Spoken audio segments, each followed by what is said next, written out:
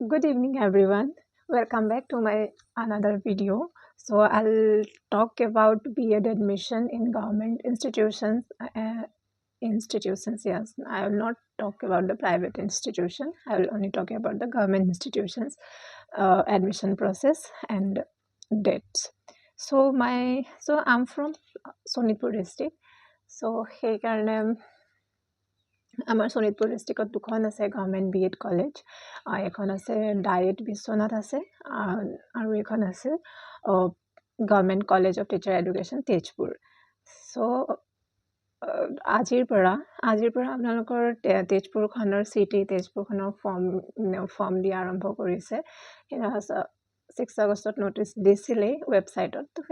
সেইমতেই চব কামবিলাক হৈ আছে চ' আজি মই গৈছিলোঁ ফৰ্ম ল'লোঁ 300 rupees লৈছে আৰু লগত আপোনাক এখন ফৰ্ম আৰু এখন প্ৰস্পেক্টাছ দিছে এইখন প্ৰস্পেক্টাছ আপোনালোকক এইখন প্ৰস্পেক্টাছ দিব তাৰপিছত আকৌ আপোনালোক তাতে ফৰ্ম ফিল আপ কৰি পেলাই লগে লগে ছাবমিট কৰিব পাৰে বা ঘৰ আনিও পেলাই 8, 9, 10 to Sunday 11th and 12th লৈকে ফৰ্ম দিব আৰু 12 লৈকে 13 এদিন বহাই দিছে 13th লৈকে আপোনালোকে ফৰ্মখিনি ছাবমিট কৰিব পাৰিব তাতে বক্স বনোৱা আছিলে কেটেগৰী ৱাইজ আৰু আপোনালোকৰ ফৰ্ম ফিল আপ কৰি আপোনালোকৰ যি কেটেগৰী হয় সেইটো বক্সত আপোনালোকৰ ফৰ্মৰ লগতে যি ডকুমেণ্টছ মেনশ্যন কৰা আছিলে B.Edৰ ৰেংক লিষ্টখন আৰু ক্লাছ 10 টু মাষ্টাৰ্ছলৈকে যিসকলে মাষ্টাৰ্ছ কৰিছে বা গ্ৰেজুৱেশ্যন তালৈকে আপোনালোকৰ পাছ চাৰ্টিফিকেট এণ্ড মাৰ্কশ্বিট আকৌ গুৱাহাটী ইউনিভাৰ্চিটিৰ ৰেজিষ্ট্ৰেশ্যন চাৰ্টিফিকেটখন এণ্ড কাষ্ট চাৰ্টিফিকেট আৰু যিসকলৰ ৰিজাৰ্ভ কেটেগৰী আছে যেনেকৈ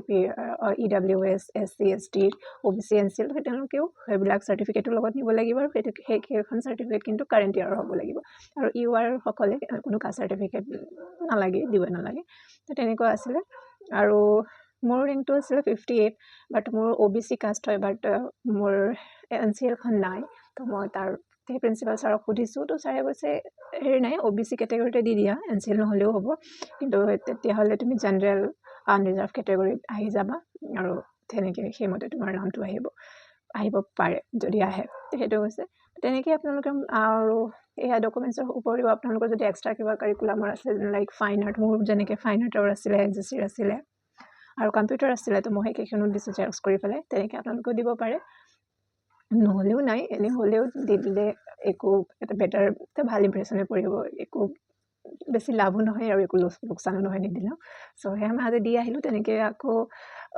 15th of Augustত ইভিনিঙত ৱেবছাইটতে আপোনালোকক দি দিব মেৰিট আহিব মেৰিট ডিক্লেয়াৰ কৰিব কলেজৰ ফালৰ পৰা তাৰপিছত যাৰ নাম আহিব ৱেইটিং লিষ্টৰ সিদিনাখনেই আহিব নাম যাৰ নাম আহিব তেওঁলোকৰ আকৌ এডমিশ্যন প্ৰচেছ হ'ব তেনেকৈ ডেটটো আকৌ এনাউন্স কৰি দিব মই আজি এনেই ছাৰক সুধিছে ছাৰে কৈছে এডমিশ্যন ডেটটো আপোনালোকৰ 20th of August মানত যাব তেনেকৈ ক'লে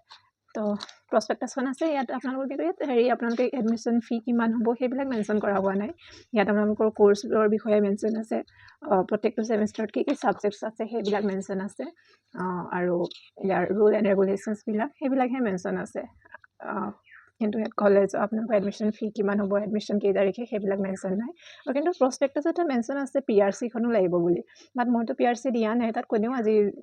যিসকল আহিছিলে কেণ্ডিডেট তেওঁলোকে কোনেও আজি PRC দিয়া নেদেখিলোঁ তো PRCটো অপশ্যনেল দিলেও ভাল যিহেতু প্ৰস্পেক্টাছত মেনশ্যন আছে তো যিসকলৰ আছে কালিৰ পৰা যিসকল যাব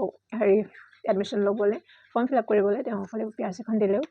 ভালেই হ'ব দি দিলে হ'ল বাট মইতো দিয়া নাই আৰু বাকী যি মেনশ্যন আছে আপোনালোকৰ নটিছখনত সেইখন ডকুমেণ্টছেই আপোনালোকে দিব লাগিব বাকী এয়াই আজি দি আহিলোঁ তাৰপিছত আকৌ মেৰিট লিষ্ট এতিয়া 15th of August ওলাব তেতিয়ালৈকে ৰ'ব লাগিব মোৰ DLEডতো পাইছিলোঁ ডায়েট বিশ্বনাথত বাট মই তাত এডমিশ্যন নাই লোৱা B.Edৰ আশাতে B.Edত চিট পাই যাব লাগে সেইবুলি মই নল'লোঁ যদি B.Edত নাপাওঁ তেতিয়াহ'লে মোৰ বহুত বেছি ৰিগ্ৰেট হ'ব but hoping for the best and মই আৰু বিশ্বনাথ কলেজ অফ এডুকেশ্যন আমাৰ ইয়াত এখন প্ৰাইভেট আছে এইখনেই প্ৰাইভেট আছে শোণিতপুৰ ডিষ্ট্ৰিক্টত তো তাৰো ফৰ্ম ফিল আপ হৈ আছে বাট মই তাৰ ফৰ্ম অনা নাই কাৰণ মোৰ প্ৰাইভেটত কৰিবলৈ এবাৰ মই মন নাই বা কাৰণ তাত ইমান বেছি পইচাটো লাগে ফাৰ্ষ্ট এডমিশ্যনতে আৰু ওৱান টাইম পে'মেণ্ট তো সেইকাৰণে মই এইটো স্কিপেই কৰিছোঁ আৰু মই 11th of August পৰা ডায়েট বিশ্বনাথত BEd ফৰ্ম দিব তো সেই আকৌ মই মানডে আকৌ যাম তাৰ ফৰ্ম ফিল আপটো কৰি আহিম